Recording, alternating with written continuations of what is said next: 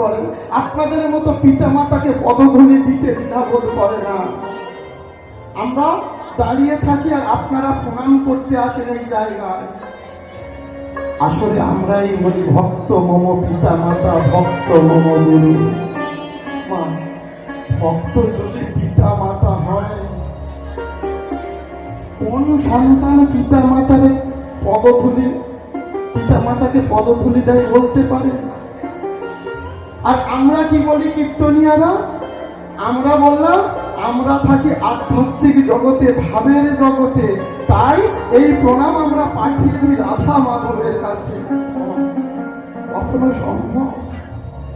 আমরা পেটের জন্য বেরিয়েছি, কতটুকু কীর্তনকে ভালোবাসতে পেরেছি, তার থেকে বড় আমরা ব্যবসা শুরু করে দিয়েছি। আর আমাদের মতো মানুষরা যারা এই ব্যবসার জন্য এই আসরে এসে দাঁড়িয়েছি, দুটো কৃষ্ণ কথা, দুটো হরি কথা বলে আমরা নিজেদেরকে বড় ভক্তের পরিচয় দিচ্ছি, আমরা বড় ভক্ত হয়ে গেছি।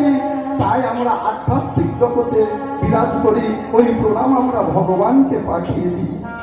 কখনো সম্ভব না, কোনোদিন হতে পারে না। তাই দয়া করে এই জিনিসগুলো অন্তত নিজেরা বিচার করুন, ভাবতে শিখুন। কেন আপনারা প্রণাম করবেন? প্রণাম তো করবেন তাকে যেই মানুষটা আপনাকে এত কষ্ট করে, এত যন্ত্রণা সহ্য করে বড় করেছে। বাড়ির সেই গুরুজনকে প্রণাম করুন, যেই গুরুজনের জন্য একদিন আপনার মুখে অন্ন উঠেছে। প্রণাম করতে হয় সেই মানুষটাকে করুন, যেই মানুষটা রোদ বৃষ্টি ঝড় মাথায় নিয়ে মাঠে গিয়ে চাষ করে লাঙল দিয়ে ফসল ফলিয়ে আপনার সামনে দুবেলা দুমুঠো অন্ন তুলে দিচ্ছে। প্রণাম করতে হয় আপনি সেই মানুষটাকে করুন, যেই মানুষটা রাতের অন্ধকারে নিজের জীবন পণ করে ওই নদীর জলে গিয়ে মাছ ধরে নিয়ে এসে আমাদের কাছে তুলে দেয়। প্রণাম করতে হয় সেই মানুষটাকে করুন, যে অনেক কষ্ট যন্ত্রণা সহ্য করে প্রখর রৌদ্র মাথায় নিয়ে সবজি ফসল ফলিয়ে যাচ্ছে, আমাদের মুখে দুবেলা দুমুঠো সবজি তুলে দিচ্ছে।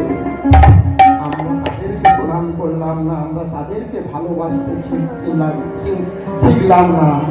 আমরা ব্যবসা যারা আমরা করতে এসেছি তাদের বাইরে ধুলা নেওয়ার জন্য লুকিয়ে পড়লাম। আগে বুঝতে শিখো। আর আমাদের মতো কীর্তনীয়দের কাছেও একটা কথা বলবো, তারা জানে না, বোঝে না, বা বুঝেও তারা নিজেদেরকে মহৎ ভাবে। এই ভাবনা চিন্তার একটু পরিবর্তনের দরকার আছে। প্রকৃত শিক্ষা, প্রকৃত ন্যায়, প্রকৃত জ্ঞান যদি জাগরণ হয়, তাহলে দেখবেন এই পথে আসবে না, এই প্রণাম সে গ্রহণ করবে না। কারণ পিতা মাতা প্রণাম কি কোনো সন্তান